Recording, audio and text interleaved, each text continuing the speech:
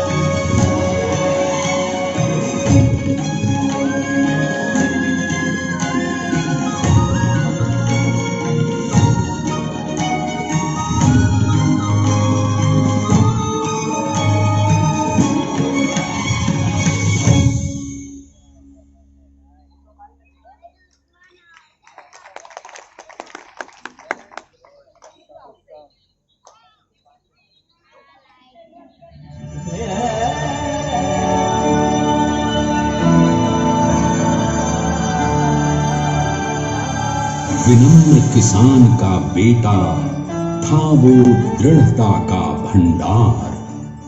वल्लभ भाई पटेल नाम कहलाता था सरदार। कृषक कार्मिक जनगण से था उसको प्यार अपार। अखिल देश ने उसे रहनुमा किया था स्वीकार।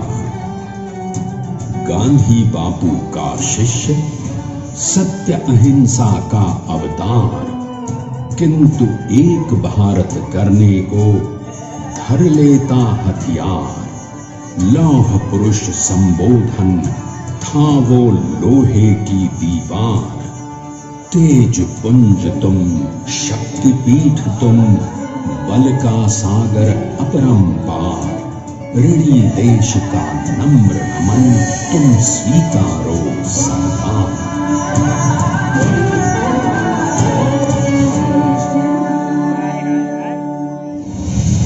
1857 में अंग्रेजों को ललकारने वाले पहले स्वतंत्रता संग्राम के एक सक्रिय सिपाही थे झवेर भाई पटेल। करमसद गांव के इस बहादुर देशभक्त किसान और उनकी पत्नी लाडबाई के 5 बेटों और 1 बेटी में से चौथे पुत्र थे वल्लभ भाई। बालक वल्लभ ने करमसद के बाद नडियाद से अपनी हाई स्कूल की शिक्षा पूरी की। फिर 13 साल की उम्र में उनकी शादी भी हो गई, छोटी सी झवेर बाई से।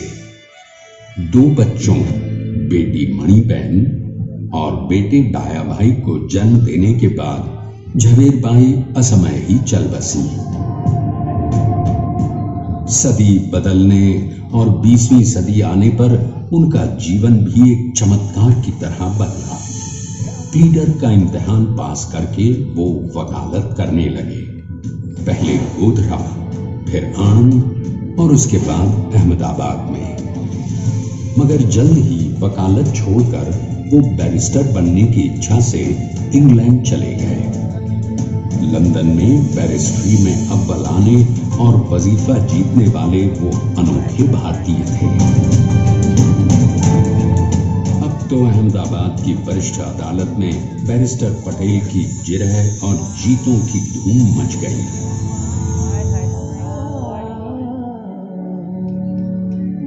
तभी एक युग पुरुष ने वल्लभ भाई के जीवन की धारा ही बदल दी।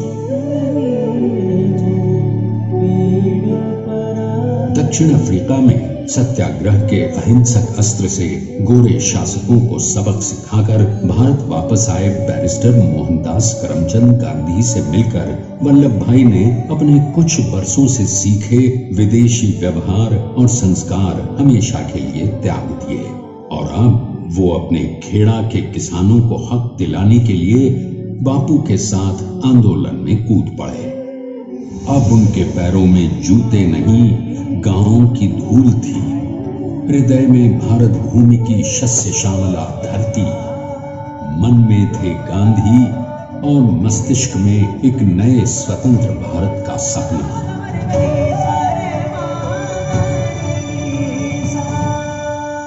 तभी बारडोली के मजबूर मजलूम किसानों की यातना का समाचार उनके पास पहुंचा।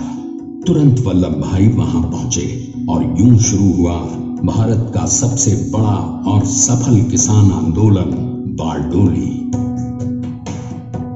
वल्लभ भाई ने बारडोली के 87,000 किसानों को ऐसा अटल अडिग अचल मनोबल दिया कि अंग्रेजी सरकार हिल गई और 1 बरस के बाद उनका लगान माफ कर दिया गया। अब तो पूरे देश में लोग वल्लभ भाई के नाम की कस्में खाने लगे। स्वयं महात्मा गांधी ने कहा, अब वल्लभ भाई मेरे शिष्य या साथी नहीं, सारे देश के सरदार हैं और देश को मिल गया एक अनोखा असरदार सरदार।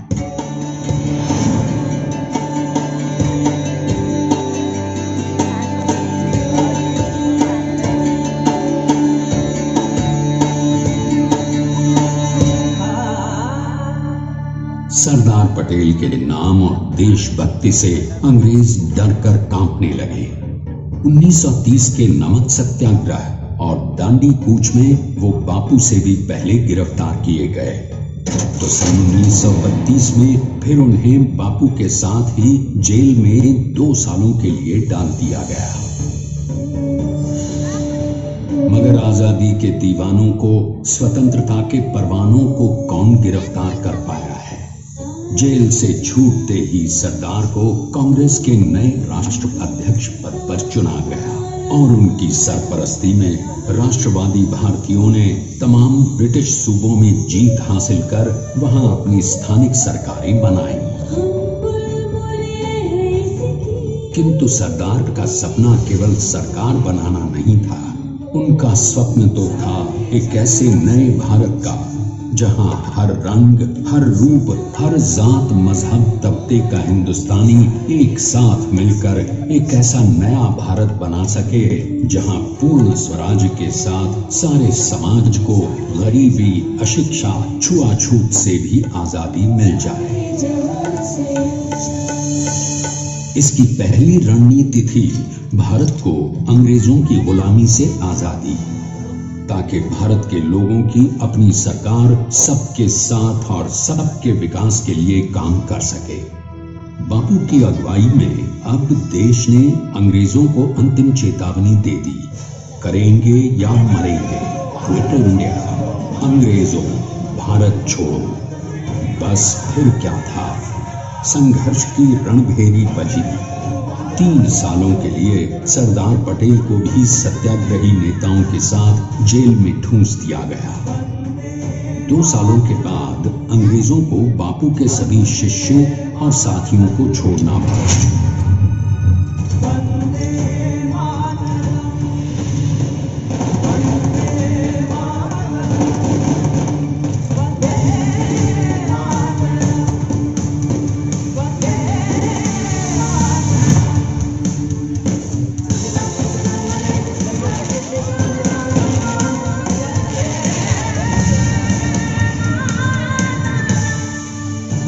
स्वतंत्रता के स्वप्न के सच होने के साथ अब सरदार पर एक नई जिम्मेदारियां थीं। आने वाली आजादी की तैयारी, और एक नए भारत के लिए नए लोकतांत्रिक संविधान की संरचना। जैसा उनके साथी ने खुद कहा था, सरदार ने ही छेनी हथौड़ी लेकर एक नए भारत को उकेरा है।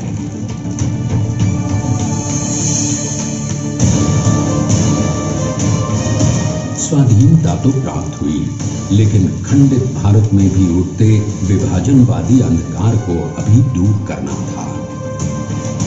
जब देश के खंड खंड होने का भय उत्पन्न होने लगा, तो सरदार ने निर्भय होकर खुद अपनी केंद्र सरकार और साथियों को भी चुनौती दे डाली और जम्मू कश्मीर को बचाने के लिए सारे देश का आकाश वायुयानों से भर गया।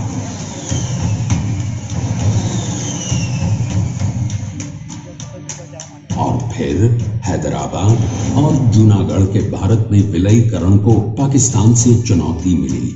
सरदार चाहते थे कि देश की 1 इंच धरती अब और विभाजित नहीं होनी चाहिए। नए भारत को एक करने के लिए समझा बुझाकर मना कर 565 रियासतों को सरदार ने अपनी सूझबूझ सदाशयता संबल से एक नए स्वतंत्र भारत का अभिन्न अंग बना लिया। हमारे इतिहास में अखंड भारत के पुरुषार्थ का ये एक महानतम अध्याय है। जैसा उन्होंने स्वयं कहा था, हमें नए धागों को पुराने ताने बाने में ऐसे पिरोना है कि एक दूसरे में गुंथ जाएं और बेहतरीन बनावट वाला एक नया भारत उभर कर सामने आ सके।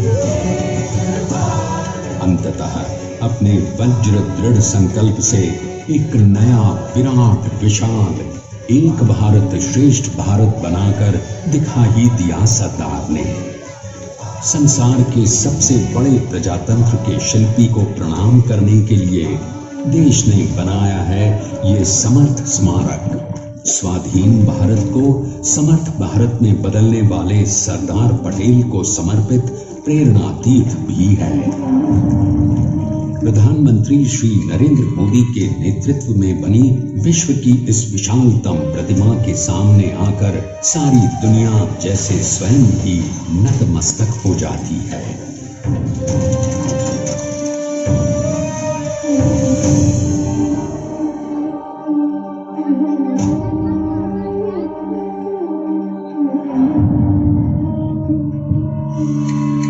देश को बना गया वो अमिट अटल, हरा सका उसे न कोई शत्रु दल। चट्टान के समान सा पुरुष प्रबल, पटेल तो स्वदेश का सम्मान है, पटेल तो स्वदेश का सम्मान है, पटेल तो स्वदेश का सम्मान है, पटेल तो स्वदेश का सम्मान है।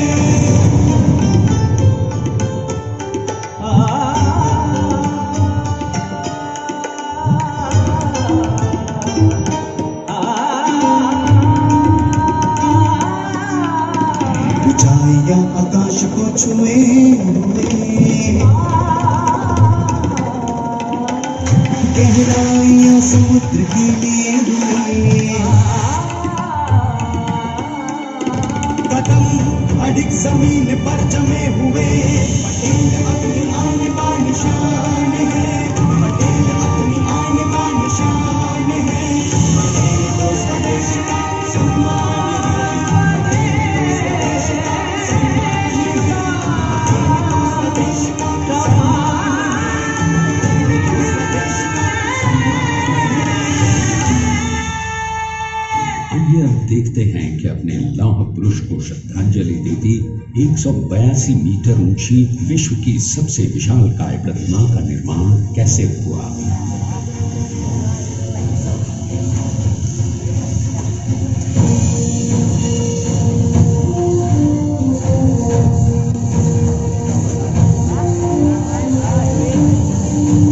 गगन चूमती इस अद्वितीय अभूतपूर्व प्रतिमा को बनाने के लिए सबसे पहले नदी पर 4500 क्यूबिक मीटर का राफ्ट बना और फिर सीधा 600 फीट का कंक्रीट का कोर बनाया गया।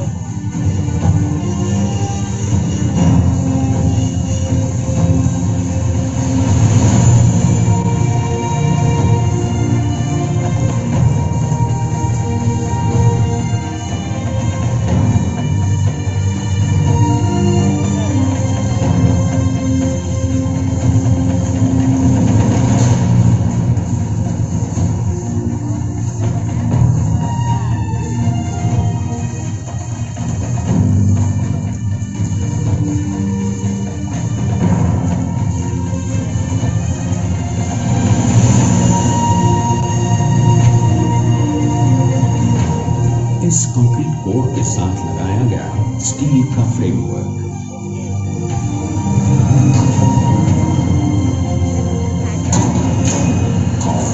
इस फ्रेमिंग पर 6500 ब्रॉन्ज के पीसेस लगाए गए हैं।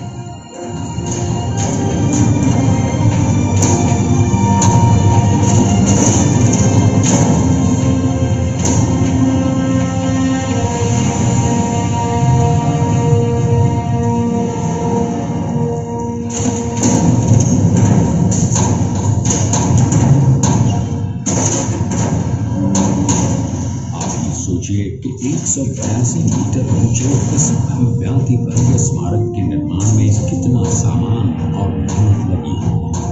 70,000 metric ton cement, 18,500 metric ton reinforcement steel, 6,000 metric ton structural steel और 1,700 मीट्रिक टन ब्रॉन्ज।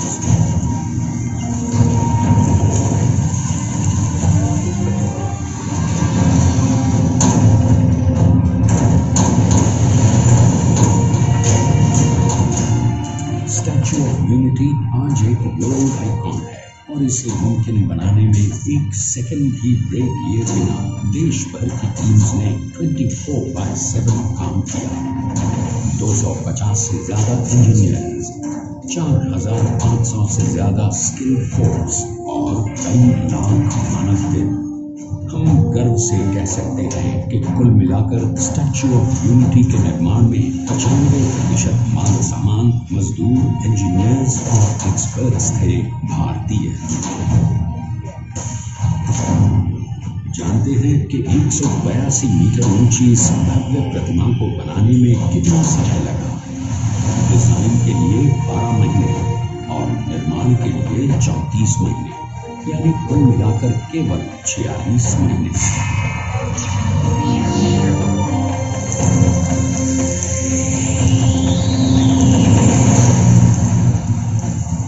और इसी तरह बनी देश के शिल्पकार की एक अनोखी, अद्वितीय, विशाल प्रतिमा, जो सिर्फ आज ही नहीं बल्कि आने वाले न जाने कितने सालों तक यूं ही चमचमाती रहेगी।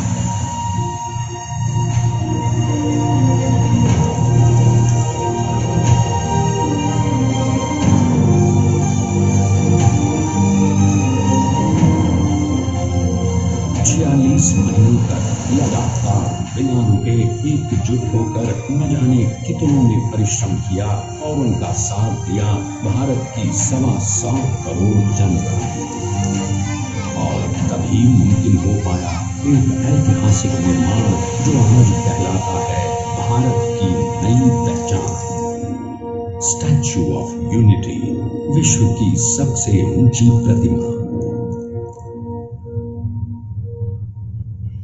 सरदार ने अपनी गंभीरता, शालीनता और दूरदर्शिता से भारत को संगठित करने के असंभव कार्य को संभव कर दिखाया।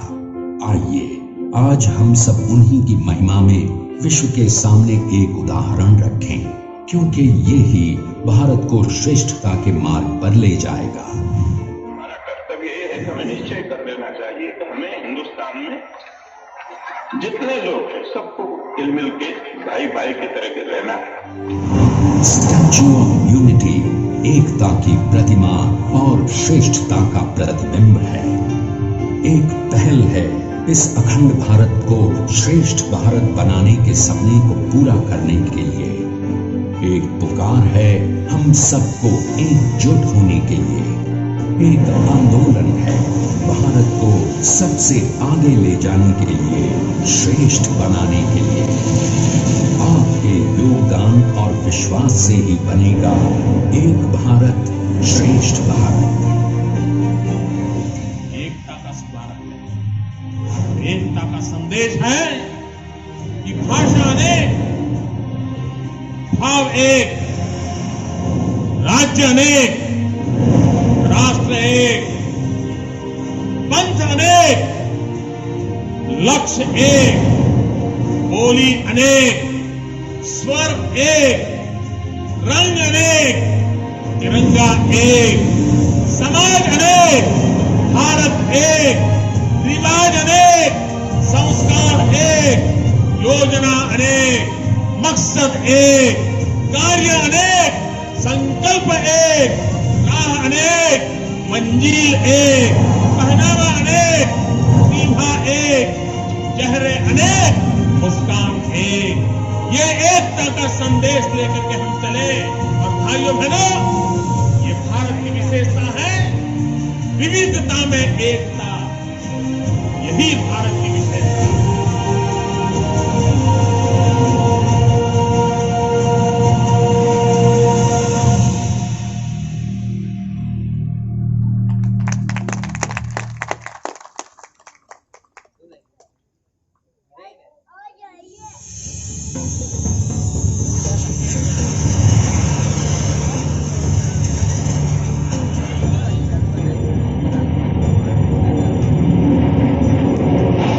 Please stand up for the national anthem.